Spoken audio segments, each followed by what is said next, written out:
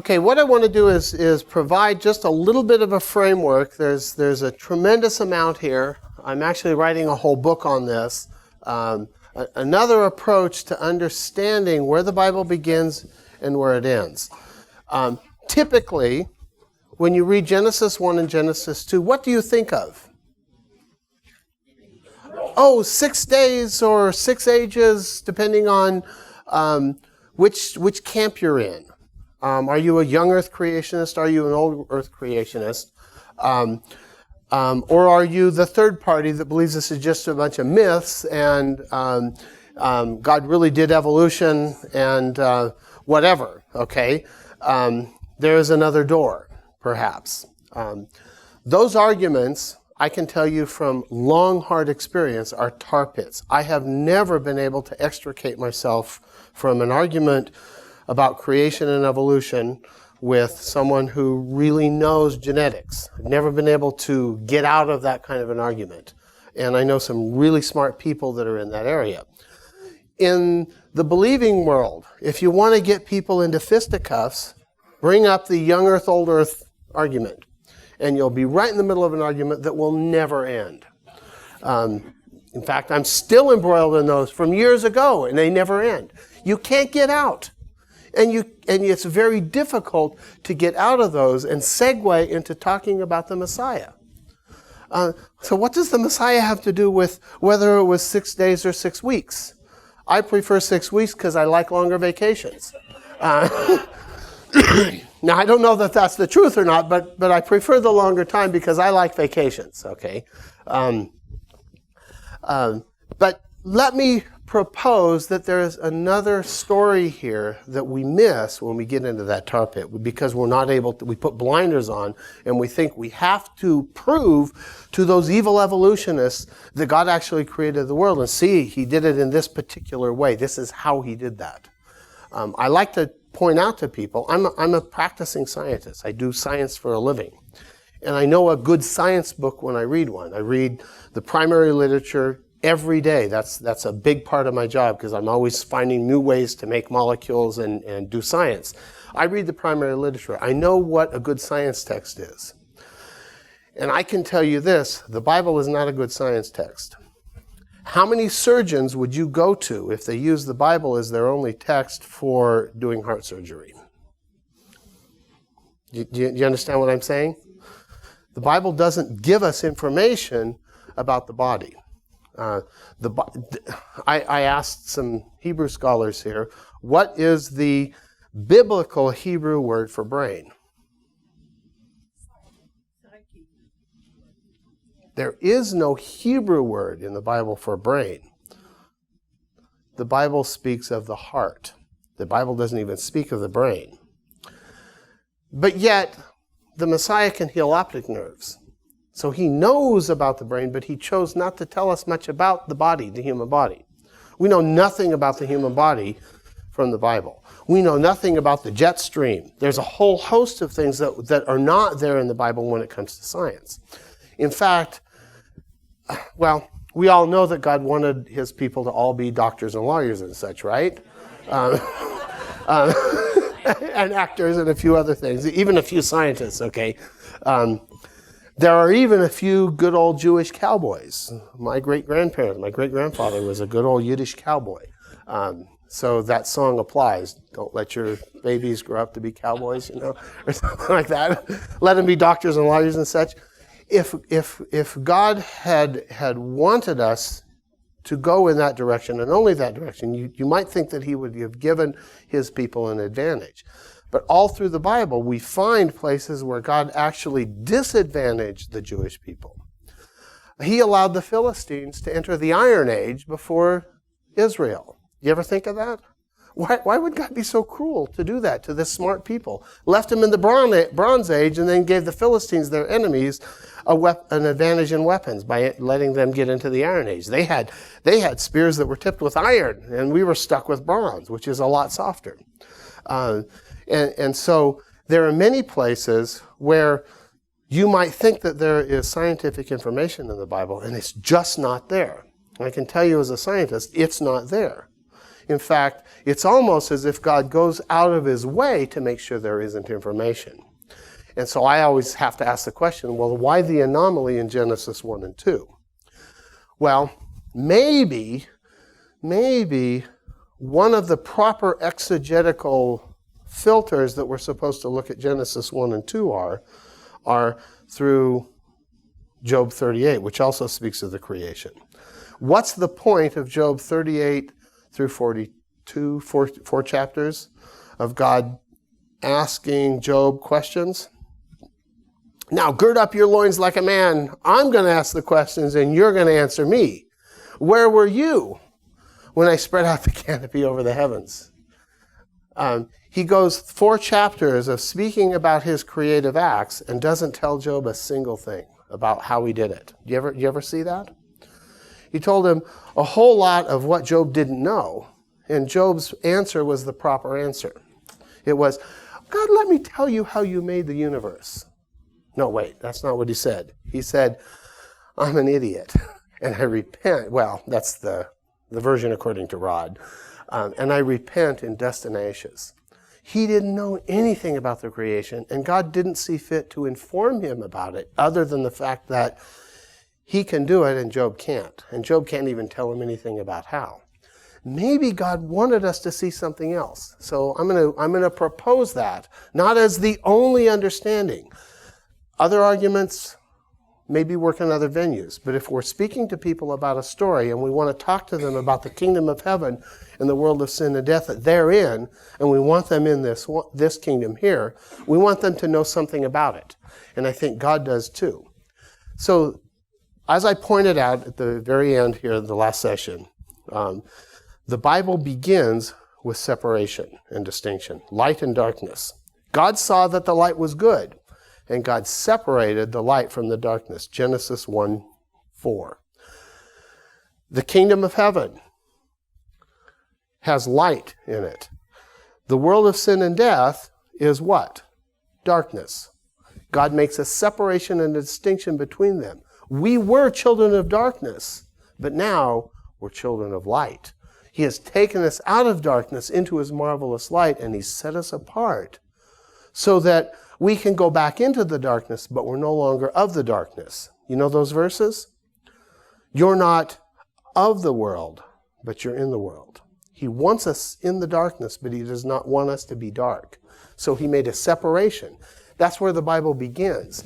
And if you read the Genesis 1 account, the most prominent thing there is separation and distinction. He made this and he made that and he separated them. He separated the heavens from the earth. He separated the light from the darkness. He separated the earth from the water. He separated the heavens from the earth. He did all these separations and distinctions. And the ultimate separation and distinction were Adam and Eve. He makes them from the dust of the earth. They're part of the earth. Doesn't tell us how.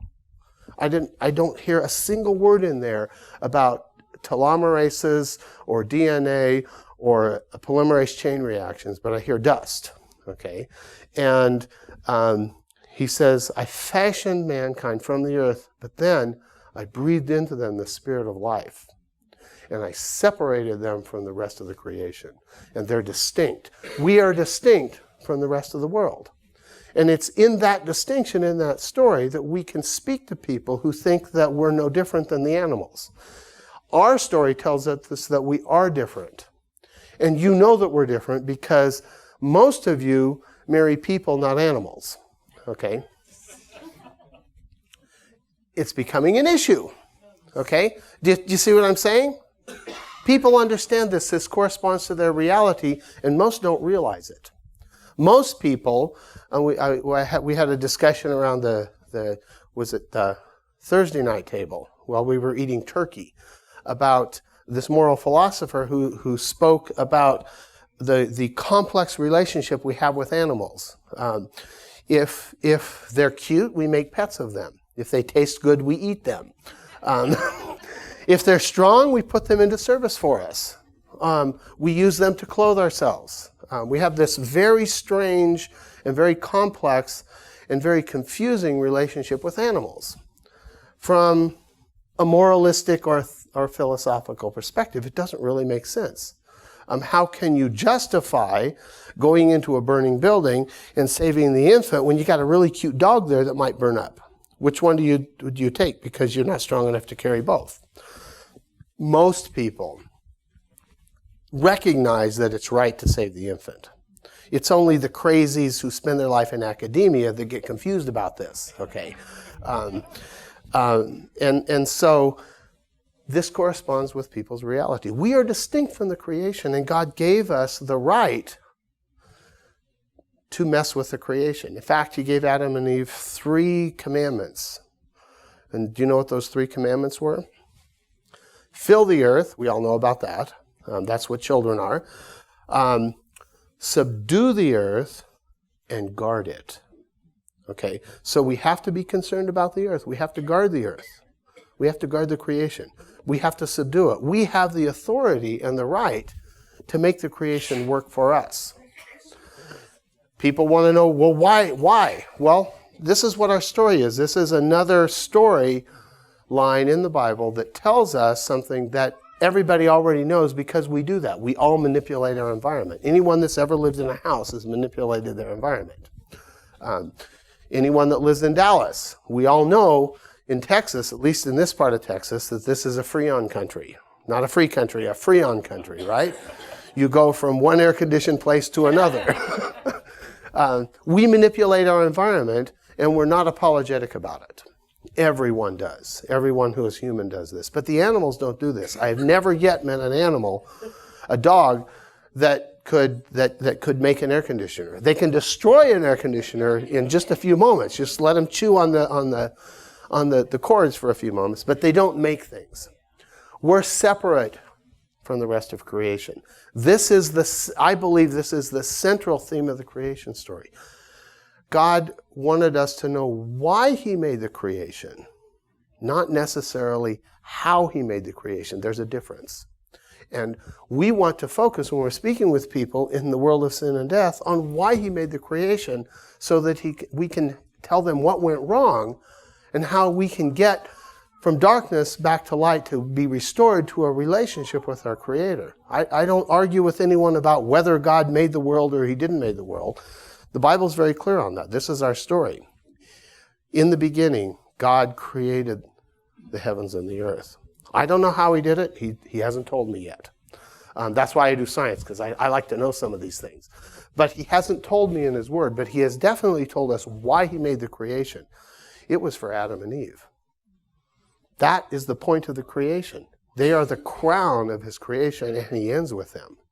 And then he enters into his rest. You realize that? It's after he made Adam and Eve that he rested. He said, this is a lot of work. I got to take a break. And so Gary Larson, the prophet Gary Larson? Yeah, he wrote a cartoon about that, The Far Side. He pulls this thing out and he says, something tells me this is half-baked. It's a joke, okay? I take very seriously the Word of God, but we have to learn to laugh at ourselves. If we do this, people, they let their guards down when we can joke with them. God created the world. I don't make any bones about that. How he did it, that's up to all kinds of discussions. But I want to know why he did it so that I can tell people what went wrong, how this impacts your life, and how you can make it right. Right in this very first discussion, you have opportunity to speak of the Messiah. I don't know how you do that when you speak of a 6-day or a 6-week or a 6,000-year creation or what have you. I don't know how you get from point A to point B. Somehow people figured out ways to do that. But this is natural. And it speaks to people's hearts because they eat animals. They manipulate the environment. They're doing the things that God commanded Adam and Eve to do. And they think that this is just a natural thing to do. This is our story. But what's interesting is that the Bible continues with this theme of light and darkness throughout the Bible, this theme of the separation of one group of people from another group of people. If you read the Bible carefully, you realize it's the story of the people of Israel. We know this. We're a Messianic Jewish congregation. It's the story of one people. And the only nations that are mentioned in the Bible are those that have an interaction in one way or another with the people of Israel. It's a story. It's a history of the people of Israel. People who were chosen by God not to get the 19th hole that I spoke about earlier, but were chosen by God to bring his light into darkness. That's what he chose us to do, is to bring his light into darkness, to introduce people to a God who they can't see. That's the only other place, I didn't spend any real time on this, but that's the only other place where God says that he can be perceived is through his people. Psalm 147. God has been pleased to reveal his law to Jacob. He has not given this privilege to any other nation. We see God. We perceive him. He speaks to us. We see things that those in darkness can't see because they're in darkness. We have the light. Why do we expect them to see things that only we can see? God says, that's not the way I work. I want them to see me, but I want them to see me through you. And so the people of Israel are a very, very consistent thread throughout the Bible, and we have to be able to tell that story and that thread if we're going to expect people to understand who a Messiah is. Have you ever tried to describe the Messiah from the Bible without referring to the Jewish holidays or the sacrifices? When he is introduced in the Gospels, who is he introduced as? What? An animal? The people look at you and they say, what do you mean a lamb? If you have no knowledge of the sacrifices, if you have no knowledge of the story of Israel, why wasn't it a cockroach? I've had someone ask me that. Why is he a lamb? Why not a cockroach? Can we explain? We can, of course. We're Jewish. We know these things. We're outliers, though. Most of the Christian world, it's a mystery. We need to be able to tell this story, and the people of Israel is a very consistent thread.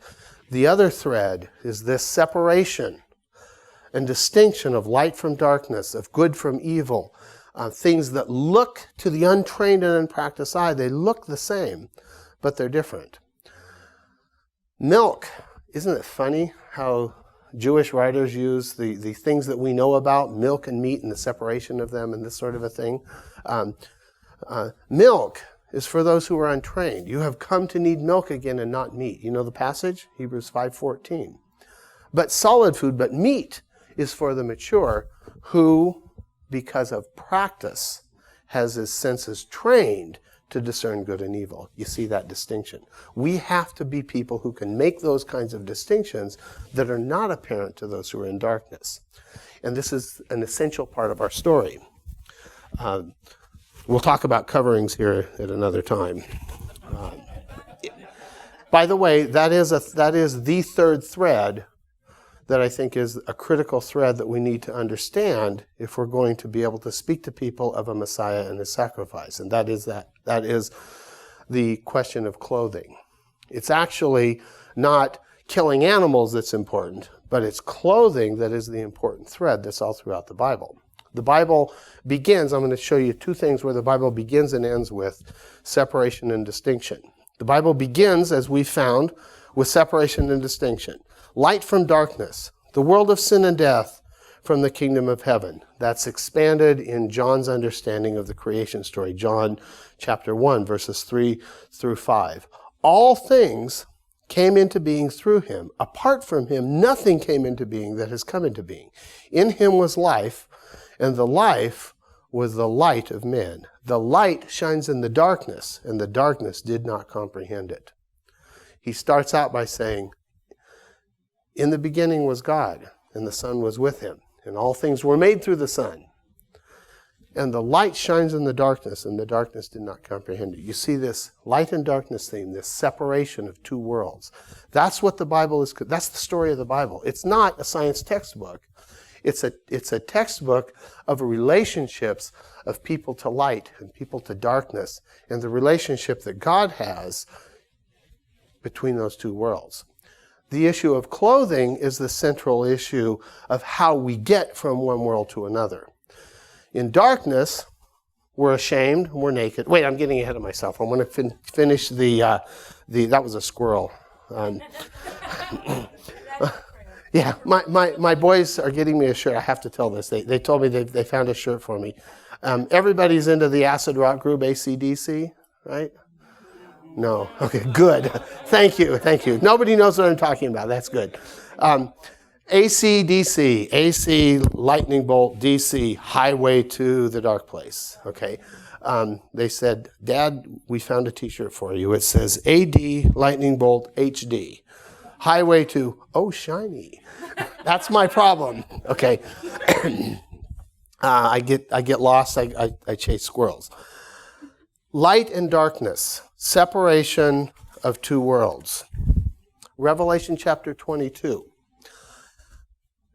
verse 11. Let the one who does wrong still do wrong. The one who is filthy still be filthy. Let the one who is righteous still practice righteousness. The one who is holy still keep himself holy. Blessed are those who wash their robes, that they may have the right to the tree of life and may enter by the gates into the city. Outside are the dogs, the sorcerers and the immoral persons, the murderers, the idolaters, and everyone who loves and practices lying. Separation and distinction. We have the holy city, the New Jerusalem, a Jewish city. We have the darkness outside. The Bible begins with this theme of light and darkness, and it ends with the theme of light and darkness. It's a story we need to be able to track through the Bible, this separation and distinction, because everything that we do as people involve making separations and distinctions. Science is science because we like to categorize things and make distinctions and separate one thing from another and put them into nice, orderly things. This is an act of creation.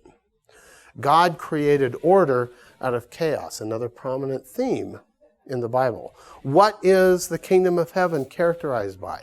Light and order and discipline and love and God's presence, and things grow in their proper place.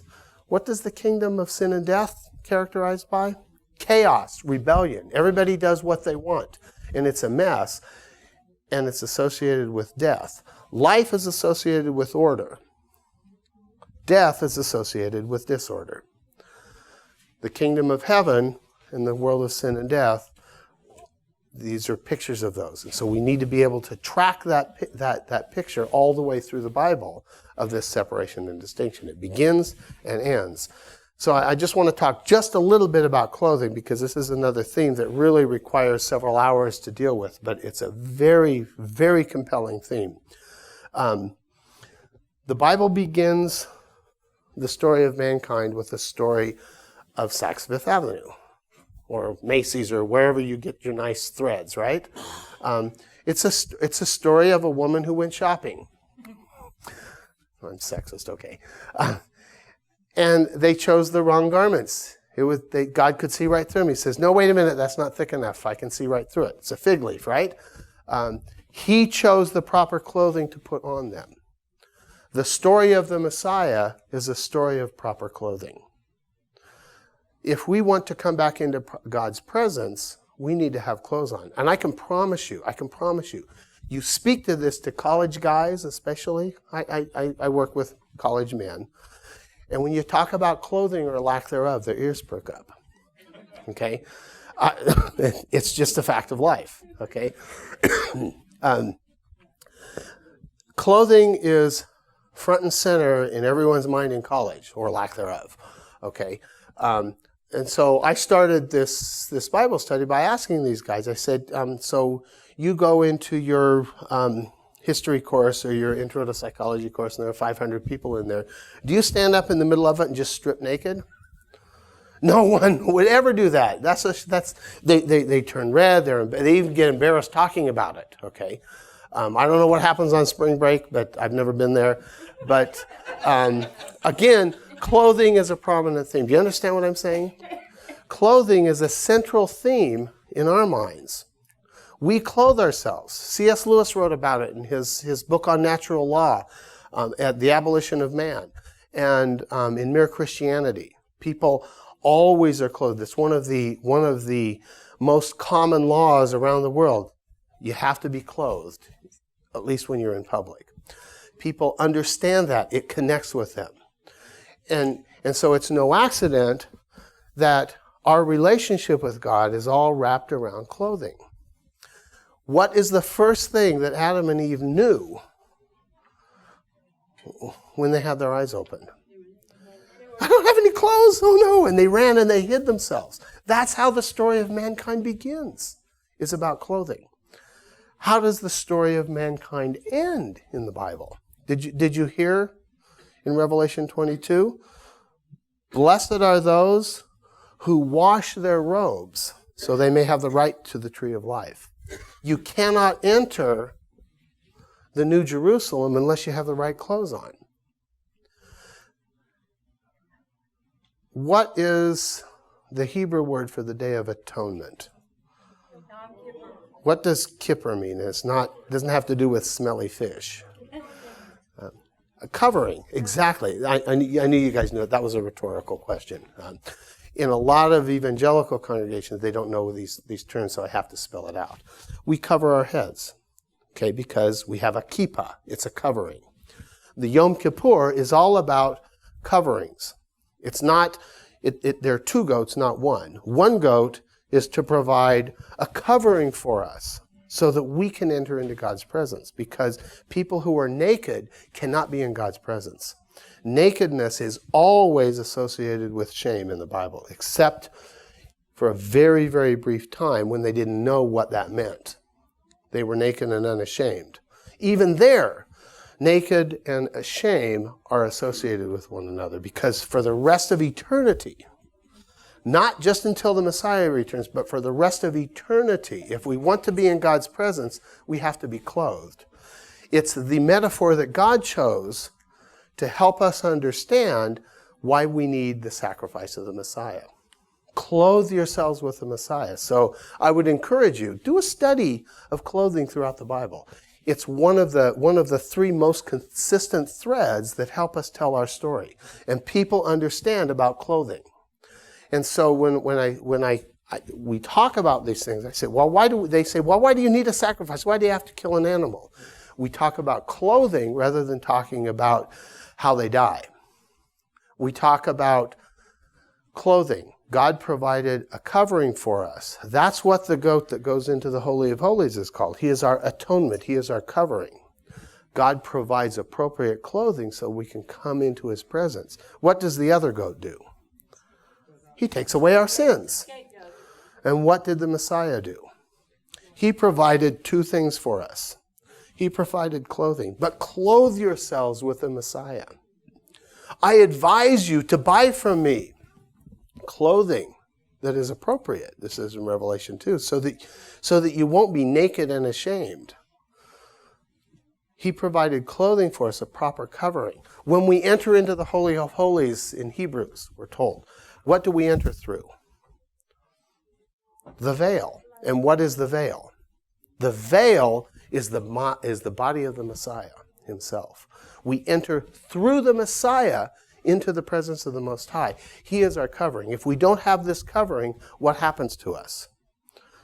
We die because we've seen God and we have no protection, no covering. It's only in the Messiah that we can enter into God's presence. This is our story. It's not rocket science. It's not that hard to understand. And people understand this because they know about clothing and shame. And so that may not be acceptable to them, but it corresponds to their reality. It's another thread that corresponds to their reality. Oh, yes, I understand about clothing and shame. It's something I desire and I hate at the same time if you're in college. And so God uses those things to get our attention. And he uses those pictures so we understand why we can now speak of there being only one way to God.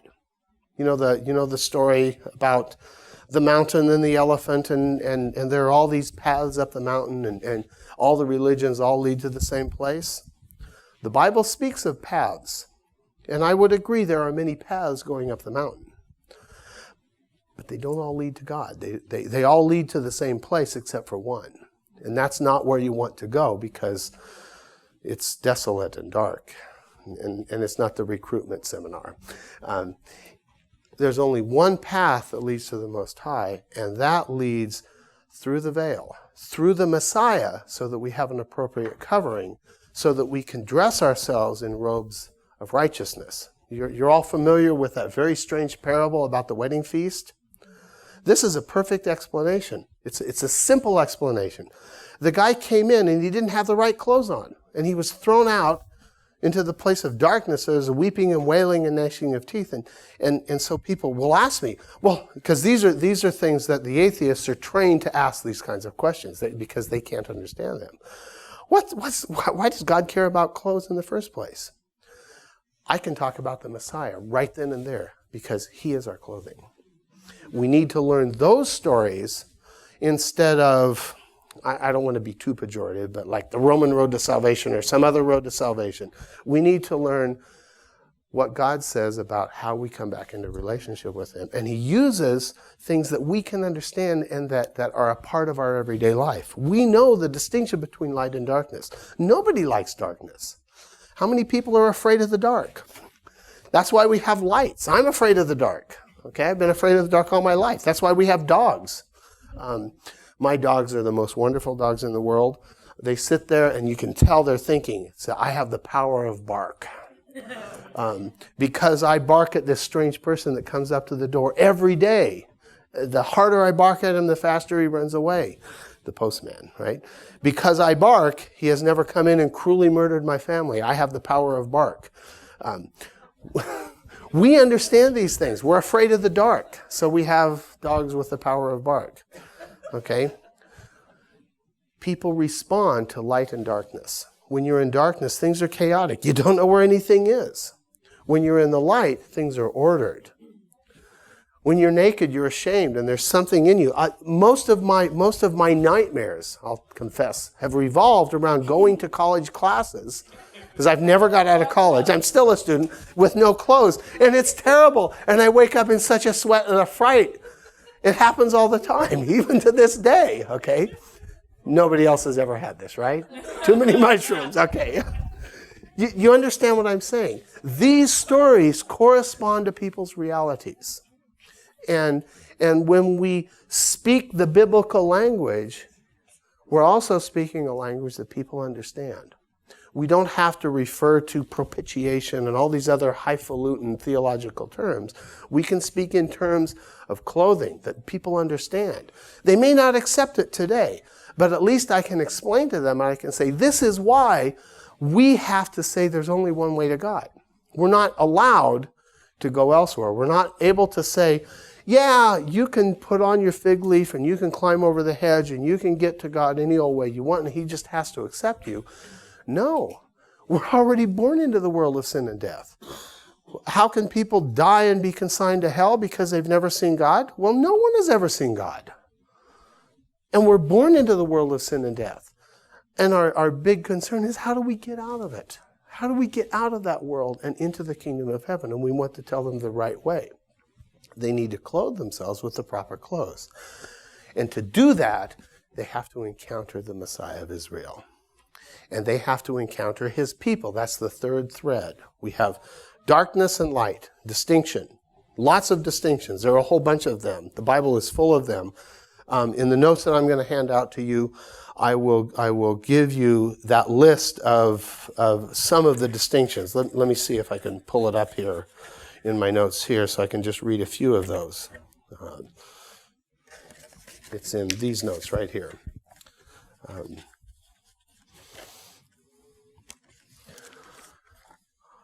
Two worlds in simultaneous existence.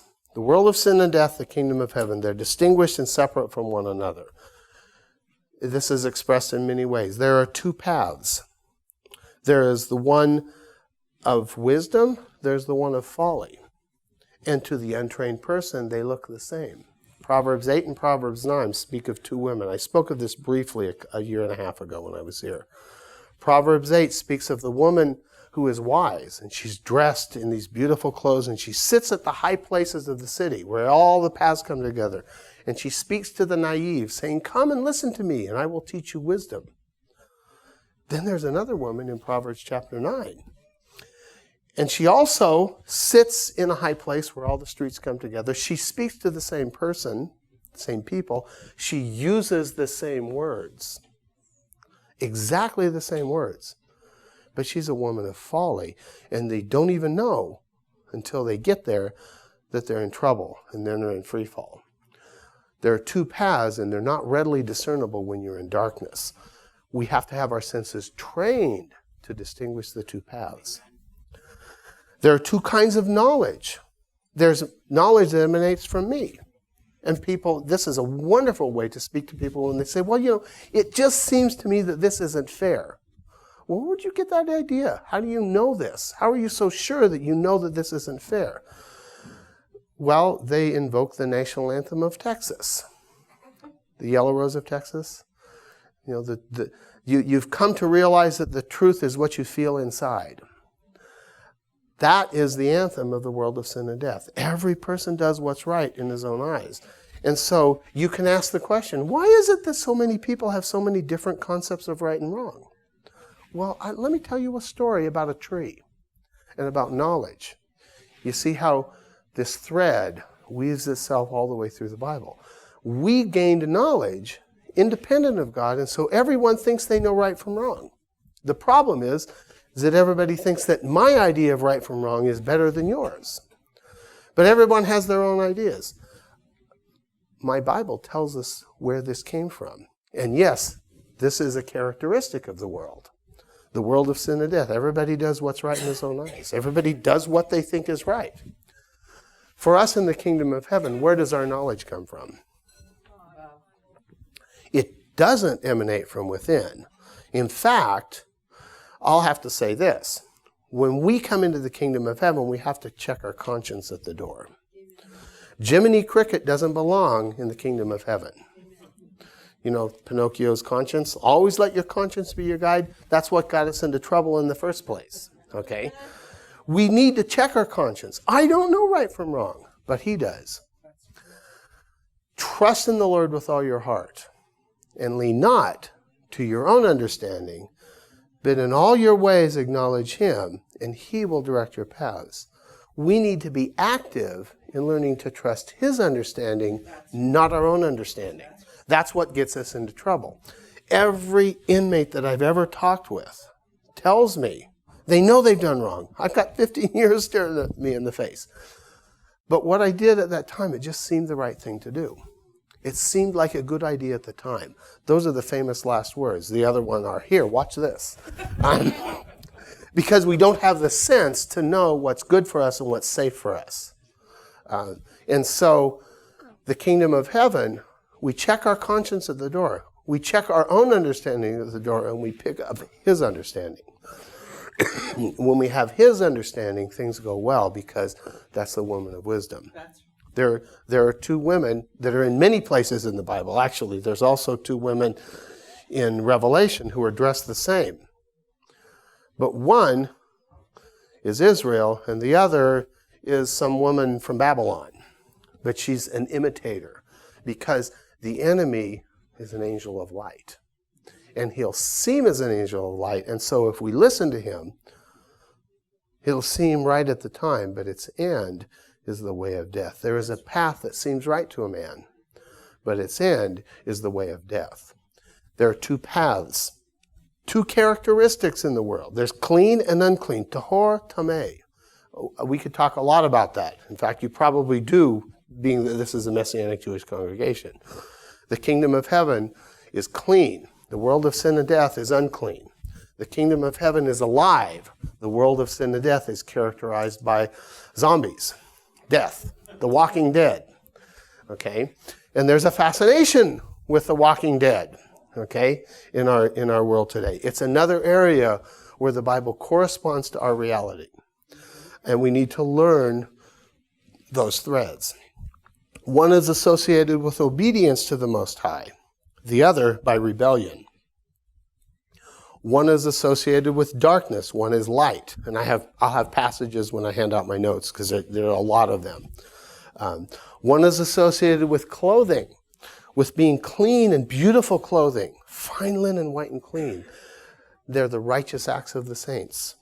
Obedience. See how they relate to one another. The other is associated with nakedness and darkness and shame and filthy rags, when you do have clothing. So Clothing is a primary metaphor to describe our relationship or lack of relationship with the Most High. It's the primary language that God uses to help us understand the concept of sacrifice.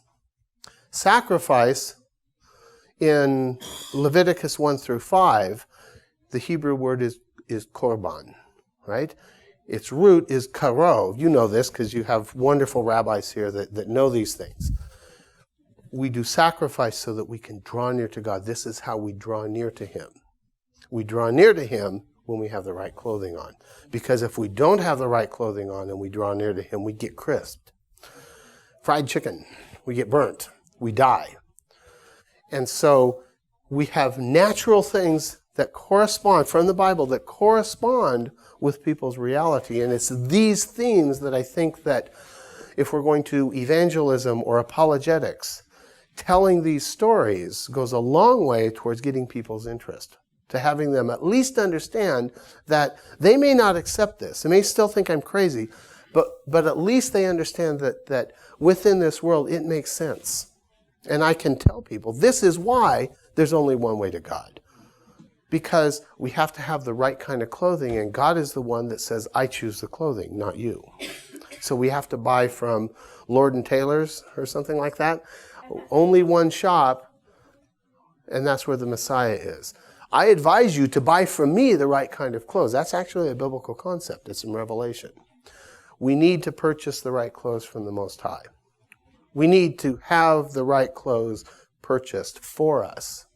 And right away, we can be talking about the Messiah.